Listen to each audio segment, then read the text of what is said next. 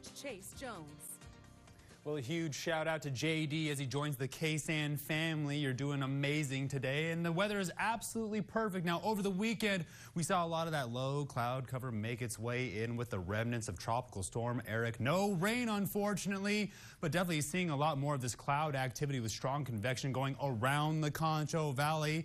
And at least those temperatures are in those mid-90s, and it's going to stay cool all the way until the 4th of July. Now, temperatures over the last 24 hours going all the way back down into those mid-70s, getting up into those mid-90s, and we'll see how quickly we cool off with those winds right back out of the south. Now, some pretty dynamic weather is on its way, so we're going to see some pretty gutsy conditions. Go ahead and tie down those loose objects now because those winds are definitely going to be picking up, but it's going to help some of you out there on the loop. I know I need help when I'm definitely getting out there driving. Speaking of the loop, now temperatures are in those mid to lower 90s across the entire region. We're seeing those shades of pink, but I definitely promise you I could hear Griff screaming with the OKC Thunder winning this weekend. 97 in Robert Lee, 91 down there in Sonora, 6 degrees across the entire Concho Valley, well within that 10-degree mark. But of course, we're keeping our eye on those dew points and those humidity indices for any more rain. They're still down there in those 60s, while humidity indices are still in those 30s and those 40s. So it's the exact same thing as last week. It's going to be the exact same thing throughout the rest of this week. We're watching this high pressure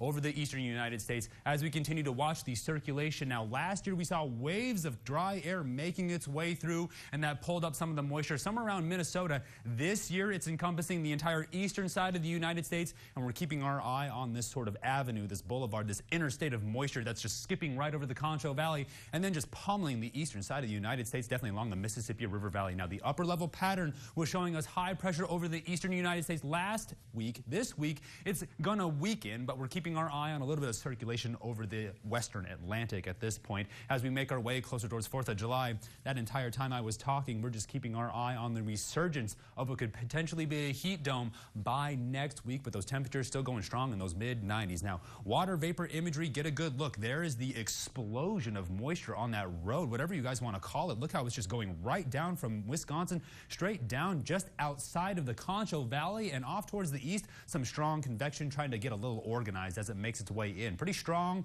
across some of these major rivers. Now, severe weather outlook is going around the Concho Valley, but we see a lot of that cloud convection sort of along this slight category down at the surface. A couple red flag alerts there between Utah and Colorado. We know there's a couple wildfires going on over there in New Mexico, but we're keeping our eye on the line of severe weather. Now, Futurecast is going to show you as we get closer in the state of Texas how it's just pushing in from the east and it's just outside on the west, but watch how it just continuously goes around us. The high pressure sitting in place, keeping all this moisture out of the Concho Valley. No matter how much I want to make its way in, wash the car, mow the yard, whatever you want to do to try to push this moisture in, whatever it is, the heat dome, that West Texas sun is going to keep much of this moisture just outside of us, and by Wednesday afternoon, it might fight its way in, but that low cloud cover often means I'm probably wrong. So tonight, all the way down into those lower 70s, if not those upper 60s. We'll see how quickly we cool off, but I'm keeping my eye on those breezy conditions. Then tomorrow, a good run at those mid-90s, but with all this pleasant weather, I'm really just sort of keeping my eye on those lake levels as well as the winds around there. Of course,